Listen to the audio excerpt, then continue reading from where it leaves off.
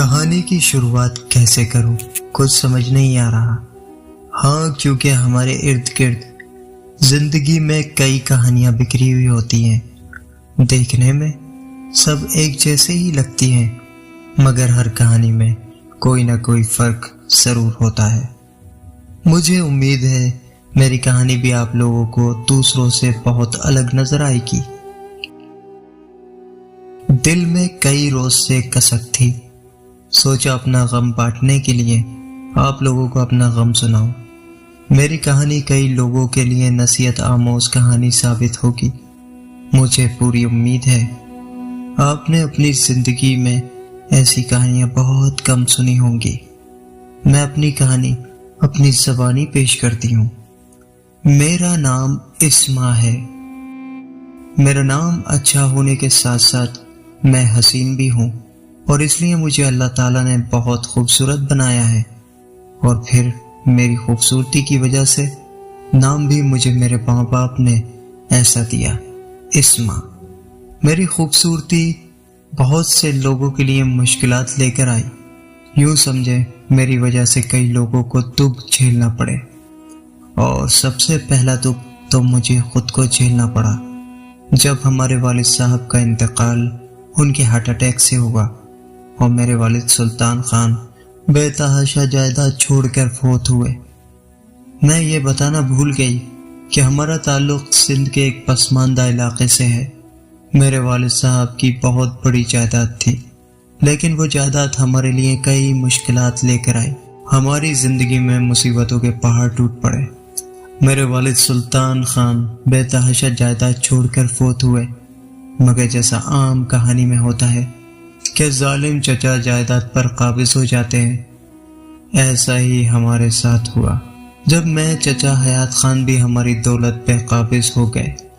ہماری بدقسمتی کہ ہم صرف 2 بہنیں تھیں، میں اور میری چھوٹی بہن فاطمہ۔ میں 18 سال کی اور فاطمہ محض 6 سال کی۔ اگر ہمارا کوئی بڑا بھائی ہوتا تو ہماری صورتحال کچھ مختلف ہوتی، لیکن اللہ تعالیٰ نے یہ بھی ہمارے لیے کڑا امتحان رکھا تھا کہ ہمیں بھائی اور والد کو بیٹے کی نعمت سے نہیں نوازا تھا، جس کی وجہ سے ہمیں در بدر کی ٹھوکریں کھانی پڑی۔ بھائی ہوتا تو شاید وہ چچا کے سامنے تن کر کھڑا ہو جاتا اور اپنا حق لینے کے لیے کچھ بھی کر گزرتا، مگر اللہ تعالیٰ نے ہمیں اس سلسلے میں محروم رکھا تھا۔ یہ بات سوچ کر میں کڑتی رہتی، مگر ہماری مصیبتوں کا اصل آغاز تو والد صاحب کی وفات کے بعد ہوا۔ چچا نے بھی اپنا اصلی چہرہ دکھا دیا۔ اس کا وہ شیطانی روپ ہمارے سامنے آ چکا تھا جو آج تک ہماری نظروں سے اوجھل تھا۔ میرے ظالم چچا کا صرف ایک ہی بیٹا تھا، جس کا نام عمیر تھا۔ میرے چچا حیات خان بہت لالچی اور ہوس زدہ آدمی تھے۔ دولت کا لالچ تو ان میں کوٹ کوٹ کر بھرا ہوا تھا۔ والد صاحب ہمیں ایسی عمر میں چھوڑ کر گئے جس وقت ہمیں ان کی سخت ضرورت تھی۔ میں جوان تھی، مگر ابھی جوانی کی منزل میں قدم رکھ رہی تھی۔ لوگوں کی چالاکیوں اور زندگی کی اونچ نیچ سے ابھی واقف نہیں تھی۔ ماں اور چھوٹی بہن کا ساتھ تھا۔ والد صاحب کو فوت ہوئے ابھی مشکل سے 1 مہینہ ہی گزرا تھا کہ میرے ظالم چچا نے اپنے تیور دکھانا شروع کر دیے۔ اس کا اصلی چہرہ ہمارے سامنے آنے لگا۔ انہوں نے میری ماں سے لڑنا جھگڑنا شروع کر دیا۔ اس رات میری ماں بہت پھوٹ پھوٹ کر روئی۔ میں نے ماں سے پوچھا، ماں کیوں روتی ہو؟ ماں نے روتے روتے ساتھ ہی سر پر ہاتھ رکھا اور کہا، بیٹا تیرا ظالم چچا حویلی اور تمام جائیداد پر قبضہ کرنا چاہتا ہے، مجھے یہاں سے نکال رہا ہے۔ میں نے اس کے سامنے ہاتھ جوڑے۔ میں نے کہا، تمہارے بھائی صاحب کی بیٹیاں ہیں، انہیں لے کر میں کہاں جاؤں گی؟ بیٹیوں کا ساتھ ہو تو میں کہاں در بدر کی ٹھوکریں کھاتی پھروں گی؟ مگر اس ظالم کو رحم نہیں آیا۔ اس نے کہا کہ 2 دن کے اندر یہاں سے دفع ہو جاؤ، ورنہ تم سب کی بوٹیاں کر کے چیل کووں کو ڈال دوں گا، اور خبردار جائیداد اور حویلی میں حصہ مانگنے کی بات کی تو یہ سب کچھ میرا ہے، میری محنت کی بدولت ہے۔ میں اس کی بات سن کر پریشان ہو گئی۔ میں جانتی ہوں بیٹا، تمہارے والد کے باپ کی یہ جائیداد جدی پوچھتی ہے، مگر تمہارا چچا اب ہمیں لاوارث دیکھ کر اس پوری جائیداد پر قبضہ کرنا چاہتا ہے۔ اس نے فوراً ہی آنکھیں پھیر لی۔ ماں کی بات سن کر میں پریشان ہو گئی۔ بات تھی ہی پریشانی والی۔ ہمارے چچا نے مجھے نہیں یاد کہ کبھی ہم سے پیار محبت سے بات کی ہو۔ شاید وہ ہمیں لڑکیاں سمجھ کر حقارت بھری نظروں سے دیکھتا تھا، مگر اس بار تو اس نے حد ہی کر دی تھی۔ ہمارے والد کی وفات کے بعد اب تو ہمیں اس کے سہارے کی ضرورت تھی، مگر وہ ہم 3 مظلوم عورتوں کو گھر سے نکالنے کے لیے تیار تھا، 2 بچیاں اور تیسری اس کی بھابھی۔ رات کا وقت تھا، میں نے تہیہ کر لیا میں اپنے چچا سے بات کر رہوں گی۔ غصے کی باعث میری آنکھوں میں خون اترا ہوا تھا، مگر یہ وقت نہیں تھا، رات بہت ہو چکی تھی۔ میں نے دل میں سوچا کہ میں چچا سے 2 ٹوک بات کروں گی۔ میں چچا کے سامنے اگلے دن جا کھڑی ہوئی۔ میں نے کہا، چچا میں یہ کیا سن رہی ہوں؟ کیا اس حویلی پر ہمارا کوئی حق نہیں؟ چچا نے پہلے مجھے عجیب سی نظروں سے دیکھا اور پھر بولا، بدتمیز بد زبان لڑکی، اپنی اوقات میں رہ کے بات کر۔ تجھے شرم نہیں آتی کہ بڑے بوڑھوں سے کس طرح سے بات کرتے ہیں؟ میں نے کہا، چچا میں نے کچھ غلط نہیں کہا۔ کیا یہ جائیداد ہماری نہیں؟ کیا میرا باپ اس جاگیر میں حصہ دار نہیں؟ میری بات سن کر چچا بھڑک کر بولا، نہیں، تم لوگوں کا اس جائیداد پر کوئی حصہ نہیں۔ تم یہاں سے دفع ہو جاؤ اور مجھے مجبور نہ کرو کہ میں تم لوگوں کو زندہ درگور کرنے پر مجبور ہو جاؤں۔ مگر چچا، میں نے اتنا ہی کہا تھا کہ چچا نے میری بات کاٹ دی اور ایک زوردار تھپڑ میرے منہ پر لگایا۔ زوردار تھپڑ منہ پر پڑا تو میرے 14 تبک روشن ہو گئے۔ اتنا دھماکے دار تھپڑ تھا کہ جیسے میں ہل کر رہ گئی۔ چچا کے تیور دیکھ کر میں ایک دم سے اندر تک لرز گئی اور خوف زدہ ہو گئی۔ چچا نے پھر دھاڑ کر کہا، اپنی ماں اور بہنوں کو لے کر یہاں سے دفع ہو جا، ورنہ تم تینوں کی گڑی سڑی لاشیں بھی کوئی ڈھونڈ نہیں پائے گا۔ میں روتی دھوتی اپنے کمرے میں آ گئی۔ چچا نے بہت زیادتی کی تھی۔ باپ کے مرتے ہی وہ ہمارے ساتھ ایسا ہو جائے گا جیسا دشمن بھی نہیں ہوتے۔ چچا نے ہمارے ساتھ کیا سلوک کیا تھا؟ میں رو رو کر سوچ رہی تھی، اگر ہم یہاں سے نکل گئے تو میرے لیے کیا ٹھکانہ ہوگا۔ میری ماں سچ کہتی تھی، مجھے امید تھی کہ چچا کو شاید ہم پر رحم آ جائے گا، مگر چچا نے تو میرے ساتھ کیا سلوک کیا تھا۔ میں تو اپنی نظروں میں گر کر ہی رہ گئی تھی۔ میری ماں اندر آ گئی اور مجھ سے پوچھنے لگی، ہاں کرائی بات اس سے؟ اس نے کیا کہا؟ میں ماں کی طرف دیکھنے لگی اور اس سے لپٹ گئی اور رونے لگی۔ وہ کہنے لگی، بیٹا میں پہلے ہی جانتی تھی، مگر اماں چچا ہمارے ساتھ ایسا سلوک کیوں کر رہا ہے؟ ماں کہنے لگی، تو جانتی تو ہے اس کی آنکھوں پر ہوس اور لالچ کی پٹیاں بن چکی ہیں، مگر ماں ہم اس سے کیا مانگ رہے ہیں؟ ہم سے ہمارا ٹھکانہ اور سہارا کیوں چھین رہا ہے؟ تو جانتی ہے ہماری اس چھت کے علاوہ دوسرا کوئی ٹھکانہ نہیں ہے، ہم در بدر ہو جائیں گے۔ ماں بھی روتے روتے کہنے لگی، تمہارے باپ کے جاتے ہی اس نے ایسا سلوک کرنا شروع کر دیا کہ ہمیں اپنی نظروں میں ہی گر کر رہ گئے۔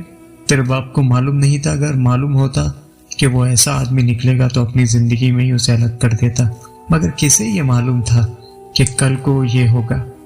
مگر اماں ہمیں کچھ نہ کچھ تو کرنا ہوگا، رونے دھونے سے کوئی فائدہ نہیں ہوگا۔ ماں کہنے لگی، ہم لاچار ہیں، بے سہارا ہیں، ہم کیا کر سکتے ہیں، ہم کمزور عورتیں ہیں۔ روتے روتے ماں کی ہچکی بند گئی۔ نہیں اماں، ہمت کرنی ہوگی، میں عمر سے بات کروں گی۔ عمر میرا اسی ظالم چچا کا ایک لوتا بیٹا تھا۔ ماں کہنے لگی، نہیں، وہ بھی تو اسی کا ہی بیٹا ہے، اس کے نقشے قدم پر چلے گا۔ میں نے کہا، نہیں اماں، عمر ہماری مدد ضرور کرے گا۔ عمر میرا کزن میری اسی چچا کا بیٹا تھا، مگر مجھ سے عمر میں تھوڑا سا بڑا تھا۔ میں نے قدرتی شرم و حیا کے باعث میں نے کبھی اس سے زیادہ بات چیت نہیں کی تھی۔ وہ مجھ سے زیادہ بات نہیں کرتا تھا، لیکن میں جانتی تھی کہ وہ مجھے کہیں نہ کہیں کسی حد تک پسند کرتا ہے، مگر میں نے اسے اس نظروں سے کبھی نہیں دیکھا تھا، ہمیشہ اسے بھائی سمجھا تھا۔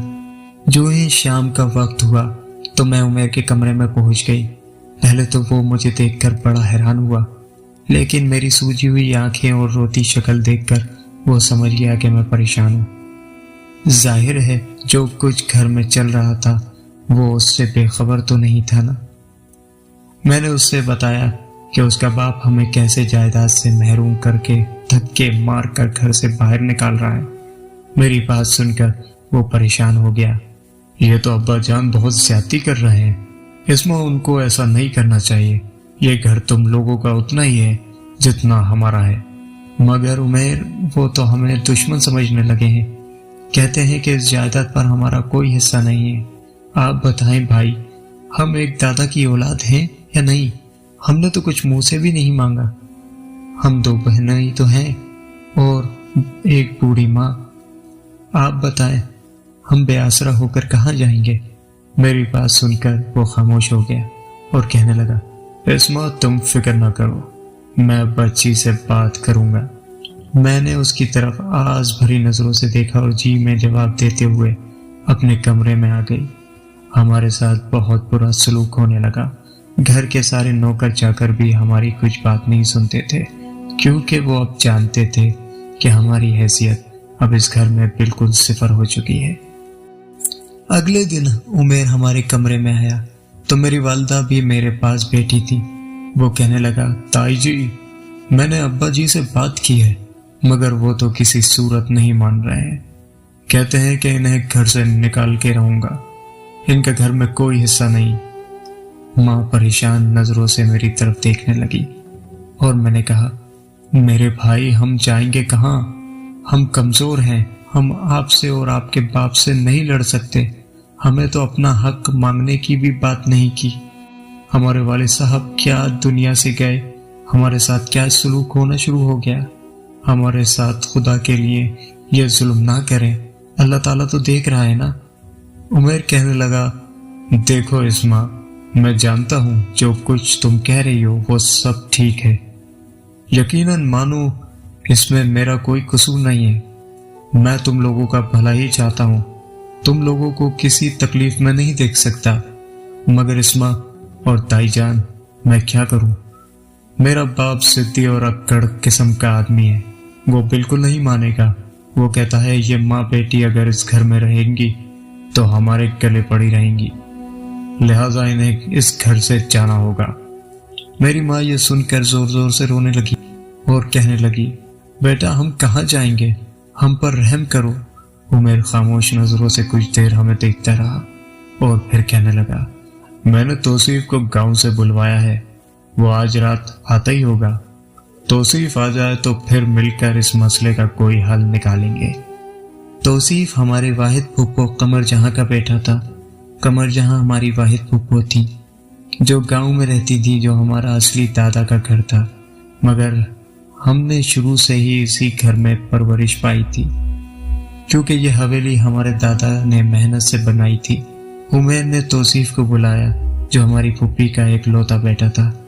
رات ہو گئی اور توصیف آ چکا تھا۔ ساری صورتحال سے واقف ہو کر توصیف کہنے لگا، مامی جان اگر آپ میری بات مانیں تو یہاں آپ کو خطرہ ہے، میں تو کہتا ہوں آپ میرے ساتھ چلیے۔ میرے گھر آپ جانتی ہیں کہ اسما کے دادا کے ساتھ والا گھر بالکل خالی ہے پڑا ہے، تو وہ خالی مکان آپ لوگوں کا ہی ہے۔ اگر آپ وہاں جانے کا ارادہ رکھیں تو میں وہاں اس کی صفائی کرا دیتا ہوں۔ میرے نانا کا مکان تھا اور اسما اور فاطمہ کے دادا کا مکان ہے۔ میں چاہتا ہوں دل سے آپ لوگ میرے ساتھ چلیے، یہاں بھی حالات بالکل ٹھیک نہیں ہے اور نہ ہی ہوں گے۔ وہ گھر آپ کے لیے میں صاف کروا دیتا ہوں اور کھلوا دیتا ہوں۔ گاؤں جانے کے تصور سے ہی میں خاموش تھی کیونکہ مجھے گاؤں کی زندگی بالکل اچھی نہیں لگتی تھی۔ بے شک ہماری اس حویلی والا بھی گاؤں ہی تھا، لیکن جس گاؤں کی توصیف بات کر رہا تھا وہ چھوٹا بھی تھا اور کافی دور دراز تھا، اور میری پھپھو قمر جہاں کا گاؤں یعنی میرے دادا جی کا آبائی گاؤں اور اس حویلی والے گاؤں میں بہت فرق تھا۔ امی نے میری طرف دیکھتے ہوئے کہا، فی الحال وقتی طور پر وہ جائے پناہ ہمارے لیے اچھی رہے گی۔ توصیف کہنے لگا، جی مامی جان، جب تک میں کوشش کروں گا آپ کو کم سے کم مامو جان کی طرف سے کچھ نہ کچھ تو حصہ مل جائے۔ عمیر نے بھی ہاں کہا، میں بھی اپنے باپ کو سمجھاؤں گا۔ کچھ دیر ہم سوچ میں پڑ گئی، پھر کہنے لگی، بیٹا ہم گاؤں چلنے کے لیے تیار ہیں، اگر زندگی اور جان بچ گئی تو جو نصیب میں ہوگا وہ مل جائے گا۔ ٹھیک ہے مامی جان، آج آپ رات میں رکیے، میں آپ کا سامان یہاں سے لے جاتا ہوں، کل آپ عمیر کے ساتھ گاؤں آ جائیے گا۔ اسی رات توصیف ہمارا سامان لے کر گاڑی میں لوڈ کروا کے لے گیا۔ اگلے دن ہم نے جو سامان رہ گیا تھا وہ لیا، پھر اپنے گاؤں آ گئے۔ گاؤں کی زندگی بڑی مختلف تھی۔ ہمارا گاؤں جس میں ہماری پرورش پائی اور جہاں میں پیدا ہوئی، جس حویلی پر میرا چاچا قابض تھا، وہ گاؤں اس گاؤں سے قدرے بہتر تھا، مگر یہ میرے والد صاحب کا آبائی گاؤں تھا۔ ہمارے دادا کے مکان کے ساتھ ہی ہماری پھوپھی قمر جہاں رہتی تھی، ان کا ایک چھوٹا سا گھر تھا۔ میری پھوپھی قمر جہاں جوانی میں ہی بیوہ ہو گئی تھی اور ان کا ایک ہی بیٹا تھا جو توصیف نے وہ مکان ہمارے لیے صاف کروا دیا تھا۔ مکان کی حالت بس واجبی سی تھی، 2 چھوٹے چھوٹے سے کمرے اور سامنے چھوٹا سا صحن لگا ہوا تھا۔ ہم نے سامان ایک کمرے میں رکھ دیا اور دوسرے کمرے میں چارپائیاں لگا دی، لیکن میری چھوٹی بہن فاطمہ جو محض صرف 6 سال کی تھی بہت ہی پریشان دکھائی دے رہی تھی۔ شاید اسے اپنا گھر چھوڑنے کا دکھ تھا، مگر کیا کرتے، نصیب میں جو ٹھوکریں لکھی ہوئی تھیں وہ تو بھگتنی تھی نا۔ اگلے روز میں نے 2 کمروں میں سامان برابر سے تقسیم کر کے ایک کمرے میں 2 چارپائی لگا دی اور ایک چارپائی دوسرے کمرے میں اپنے لیے لگا دی، کیونکہ میرے سونے اور جاگنے کا وقت ایک جیسا نہیں تھا۔ میں بعض اوقات دیر تک رسالہ پڑھنے کی عادت تھی، مگر اب جیسے یہ سب کچھ تو بھول چکا تھا۔ چچا نے ایسی ٹھوکریں لگائی تھیں کہ سب کچھ بھول گیا۔ پھوپھی قمر جہاں بڑی محبت سے ملی، بار بار خوشی سے گلے لگا رہی تھی، مگر ان کی آنکھوں میں آنسو بھی تھے۔ کہنے لگی، میرے چھوٹے بھائی نے یہ اچھا سلوک نہیں کیا، مگر ٹھیک ہے تم لوگ بھی یہاں آ گئے، میں بھی اکیلی ہوتی ہوں، چلو دل لگا رہے گا۔ پھوپھی نے ہماری بہت خدمت کری۔ اس دن دونوں وقت کا کھانا انہی کی طرف سے آیا۔ ہم نے اپنا سامان وغیرہ لگا دیا، مگر اب پریشانی یہ تھی کہ گاؤں میں ہمیں چائے پناہ تو مل گئی تھی، مگر ہم کھائیں گے اور پئیں گے کہاں سے؟ ہمارا روزگار کیا ہوگا؟ آمدن کیا ہوگی؟ روپے پیسے کہاں سے آئیں گے؟ ہماری پھوپھی قمر جہاں کے خاوند تو پہلے ہی فوت ہو چکے تھے اور ان کی بھی صورتحال کچھ ایسی نہیں تھی، وہ بھی کچھ اچھی زندگی نہیں گزار رہی تھی۔ اب توصیف جوان ہو چکا تھا، جس کی کمائی سے اس کا گھر چل رہا تھا۔ توصیف ایک مقامی اسکول میں ٹیچنگ کر رہا تھا۔ اماں کہنے لگی، چلو شکر ہے رہنے کا تو بندوبست ہوا، اب روزگار کی بھی کچھ اللہ تعالیٰ بندوبست کر دے گا۔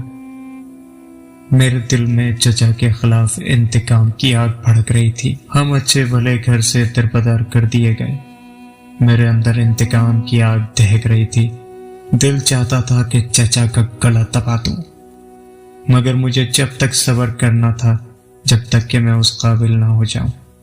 امی اور فاطمہ کے لیے میں نے 7 کا کمرہ سیٹ کر دیا اور خود اپنی چارپائی پہ دوسرے کمرے میں لگائی، جس کو میں نے اسٹور کے طور پر استعمال کرنے لگی، کیونکہ مکان میں صرف 2 ہی کمرے تھے۔ چھتیں بہت پرانی اور شتیروں سے بنی ہوئی تھی۔ مکان میں ایک عجیب سی سیلن زدہ بو تھی، پتہ نہیں کتنے عرصے سے بند تھا۔ توصیف تو بس اسے چارہ اکٹھا کرنے کے لیے استعمال کرتے رہتے تھے۔ ظاہر ہے یہ گھر تو کرائے پر گاؤں میں نہیں چڑھایا جا سکتا تھا۔ میری آنکھوں میں آنسو تھے، دل غمزدہ تھا، سوچ بھی نہیں سکتی تھی اتنی بڑی حویلی سے دھکے مار کر باہر نکال دیا جائے گا اور اس پرانے مکان میں آ جائیں گے۔ مکان بہت پرانا اور عجیب سا تھا، کبھی کبھی تو رات کے اندھیرے میں ہولناک لگتا۔ اندھیرا پھیلتے ہی تو صحن میں لگا ہوا بلب اندھیرے کی خوف کو کم کرنے کی کوشش میں ناکام ہو جاتا۔ سر شام ہی جیسے الو بولنے لگ جاتے۔ سردیوں کا آغاز تھا، میں چادر لے کر چارپائی پر پڑ جاتی، کبھی اپنے باپ کو یاد کر کے آنکھوں سے آنسو بہنے لگتے۔ چھوٹی معصوم بہن ایک دن پریشان رہی، مگر پھر جیسے وہ بھول گئی۔ اس مکان میں رہتے ہوئے ہمیں کئی روز گزر گئے تھے، بڑی مشکل سے دل لگا، اور دل کیا لگا، مجبوراً دل لگانا پڑا۔ اندھیرا پھیلتے ہی اماں اور چھوٹی بہن تو کمرے میں چلی جاتی، مگر مجھے نیند نہیں آتی اور میں صحن میں چکر لگاتی لگاتی پھر اپنے کمرے میں آ جاتی۔ ہر وقت کمرے میں پڑی سوچتی رہتی کہ کیا کروں ظالم چچا سے سب کچھ اپنا واپس حاصل کر سکوں۔ مجھے زندگی میں کبھی روپے پیسے کا لالچ نہیں رہا، شروع سے ہی زندگی بہت کچھ اچھی گزری تھی۔ ہمارے باپ نے ہمیں ہر سہولت دی تھی، مگر نہ جانے کیوں اس واقعے کے بعد میرا دل چاہتا چچا سے اس کی دولت اور جائیداد کے ساتھ اس کی زندگی بھی چھین لوں۔ میرا کمرہ مجھے کاٹ کھانے کو دوڑتا اور ایسا لگتا جیسے کئی صدیاں میں پیچھے آ چکی ہوں، یہ کھنڈر نما مکان جیسے بھوت بنگلہ ہو۔ اے میرے اللہ، تو جانتا ہے میں کتنی بے بس اور بے سہارا ہو چکی ہوں۔ میں اپنے ظالم چچا سے کیسے بدلا لوں؟ تو کوئی راستہ دکھا، تو کسی ایسے شخص کو بھیج جو ہمارے چاچا کو سبق سکھائے اور ہماری جائیداد کو واپس لے کر آئے۔